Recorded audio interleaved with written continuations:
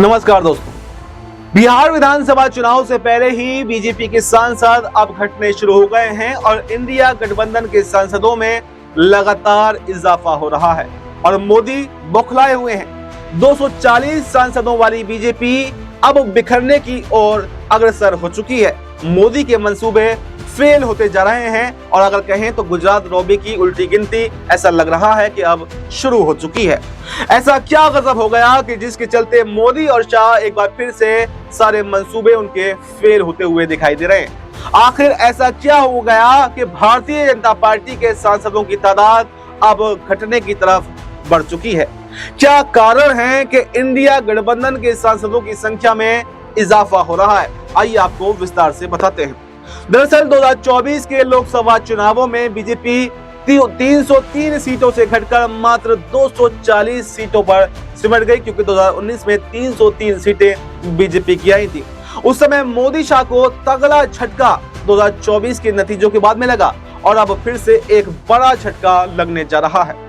ये कहा जा रहा है कि संसद में मोदी शाह के लिए मुसीबतें अब और भी बढ़ने वाली हैं, क्योंकि कुछ राजनीतिक विश्लेषकों का मानना यह है कि मोदी शायद अब 2029 तक का अपना कार्यकाल भी पूरा न कर पाए और बीच में ही ये सरकार गिर जाए। एक तरफ नीतीश कुमार मोदी जी से नाराज हैं, जो दर्जन भर सांसदों के साथ में केंद्र की मोदी सरकार की दूसरी सबसे बड़ी बैसाखी है और अगर उनकी ख्वाहिशों का ध्यान नहीं रखा गया तो ये तो कन्फर्म है कि वो बड़ा ब्लंडर करने वाले हैं। राज्यसभा में 8 सदस्यों का कार्यकाल अब जून जुलाई में समाप्त हो रहा है और चुनाव आयोग ने 8 सीटों के लिए चुनावी कार्यक्रम भी जारी कर दिया है। अधिसूचना 2 जून को जारी होगी और नामांकन 9 जून तक और मतदान और गणना 19 जून को की जाएगी। इन 8 सीटों में बीजेपी जो है वो घिरती हुई दिखाई दे रही है। इन 8 सीटों की अगर बात करें तो 2 सीटें इसमें असम की हैं और 6 सीटें तमिलनाडु की हैं और तमिलनाडु में फिलहाल डीएमके के पास में 3 सीटें इन 6 सीटों में से हैं। तमिलनाडु विधानसभा में 234 निर्वाचित सदस्य हैं और उसमें से सत्ताधारी गठबंधन के पास में 133 यानी डीएमके के पास में, 17 कांग्रेस के पास में और 4 वाम दल के पास में और इनके समर्थन से ही कुल 158 विधायक अगर कहें तो सत्ता पक्ष के पास में है, यानी बीजेपी के विरोधी पार्टी के पास में। और विपक्ष में एआईएडीएमके के पास में 66 और बीजेपी के पास में मात्र 4 ही विधायक हैं, यानी 6 में से 4 सीटें कांग्रेस गठबंधन के खाते में पक्की मानी जा रही हैं और 2 में से एक और सीट कांग्रेस गठबंधन को मिल सकती है। दक्षिण भारत में इंडिया गठबंधन लगातार मजबूत हो रहा है और बीजेपी को बड़ा घाटा हो रहा है और खास बात तो यह है कि फिल्म स्टार कमल हसन को इंडिया गठबंधन की तरफ से राज्यसभा भेजने की तैयारी की जा रही है और अगर कहें तो वो तैयारी पूरी हो चुकी है। डीएमके ने कांग्रेस को एक सीट देकर गठबंधन को मजबूत करने का प्रयास तमिलनाडु के अंदर किया है। बीजेपी को तमिलनाडु में हिंदी भाषा थोपने की नीति और सीटों के परिसीमन के मुद्दे पर भी विरोध झेलना पड़ रहा है। ऐसे में कमल हसन संसद में पहुंचकर बीजेपी को इन मुद्दों पर घेर सकते हैं। दक्षिण भारत में रजनीकांत और कमल हसन जैसी हस्तियों का विशेष प्रभाव देखा जाता है, जिसे देखते हुए ये बीजेपी के लिए एक बड़ी चुनौती अब बनने वाला है। अगर बात करें असम की, तो जहां पर विधानसभा की ताकत 126 सीटों की है और राज्यसभा की 2 सीटों के लिए हर सीट पर 43 विधायकों की जरूरत होती है और बीजेपी के पास में मात्र 64 ही विधायक हैं, यानी अगर कहें तो इन 2 सीटों में से बड़ी मुश्किल तमाम एक ही सीट जो है वो बीजेपी जीत सकती है।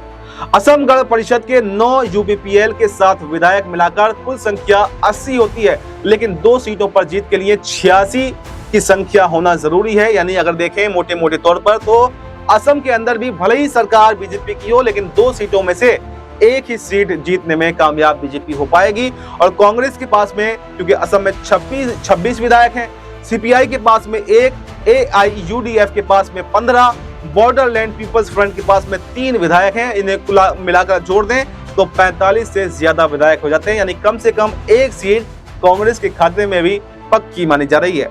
और अगर कुछ राजनीतिक समीकरण बदलते हैं तो दूसरी सीट भी कांग्रेस के खाते में आ सकती है।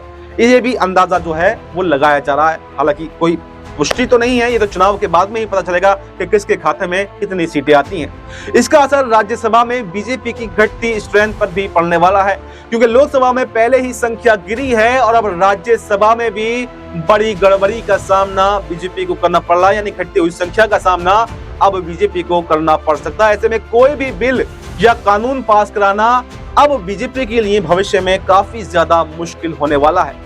बिहार विधानसभा चुनाव की अगर बात करें तो वहां पर भी एनडीए की स्थिति उतनी अच्छी नहीं है और माना यह जा रहा है कि नीतीश कुमार फिर से प्लान बी पर भी विचार कर सकते हैं, क्योंकि आपको बताऊं कि मोदी जी कल ही 29 मई को बिहार के अंदर पहुंचे थे, लेकिन उससे पहले ही जो मांगे यहां पर नीतीश कुमार की पार्टी ने रेलवे से की है, जो 6 प्रोजेक्ट्स मांगे हैं उस पर बीजेपी घिरती हुई दिखाई दे रही, क्योंकि उन प्रोजेक्ट्स को बिहार विधानसभा चुनाव से पहले पूरा करना संभव नहीं है। और नीतीश कुमार ये चाहते हैं कि आखिर कैसे बीजेपी को डाउन किया जाए। जो बीजेपी उनकी मांगों को पूरा नहीं कर रही है तो फिर वो भी कुछ ऐसा एक जनता के अंदर माहौल बनाना चाहते हैं ताकि बीजेपी भी जो है बिहार के अंदर कमजोर पड़े। और अगर देखें तो कहीं ना कहीं नीतीश कुमार इसमें सफल भी हो रहे हैं। अब जनता ये समझने की कोशिश कर रही है कि नीतीश कुमार तो मांग कर रहे हैं, लेकिन अगर बीजेपी जो इतनी बड़ी बड़ी बातें करती है, जो बिहार के अंदर इतनी ज्यादा सीटें लेकर के आई है, वो आखिर क्यों उन मांगों को पूरा नहीं कर रही? और ये मांगे नीतीश कुमार को करनी ही क्यों पड़ रही हैं? रेलवे तो सेंट्रल गवर्नमेंट के अंदर आती है, तो वो खुद ही उन मांगों को पहले से पहले बिहार के अंदर लागू क्यों नहीं कर रही? क्या ये बातें बीजेपी को पता नहीं है?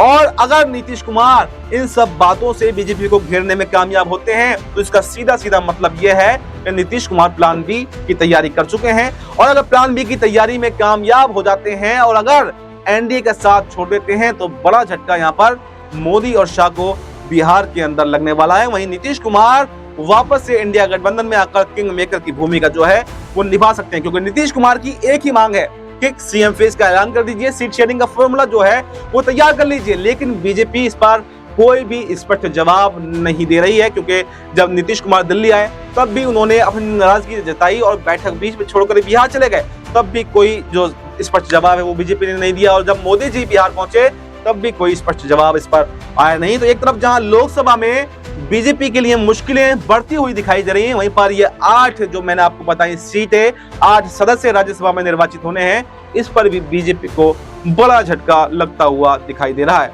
तो देखना अब काफी दिलचस्प होने वाला है कि जब 19 जून को राज्यसभा के नतीजे आएंगे तो पता चलेगा कि आखिर कितनी सीटें बीजेपी इसमें जीतने में कामयाब होती है। हालांकि अगर हमारे अनुमान की बात करें तो 2 इन 8 में से 2 ही सदस्य जो हैं वो बीजेपी के पक्ष में आ सकते हैं, जबकि 6 सदस्य इंडिया गठबंधन के पक्ष में आएंगे। और इंडिया गठबंधन के हाथ अब मजबूत हो जाएंगे और बीजेपी कोई भी बिल पास करवाने में जो है जल्दबाजी नहीं करेगी और ना ही अब मनमानी लोकसभा राज्यसभा के अंदर कर पाएगी।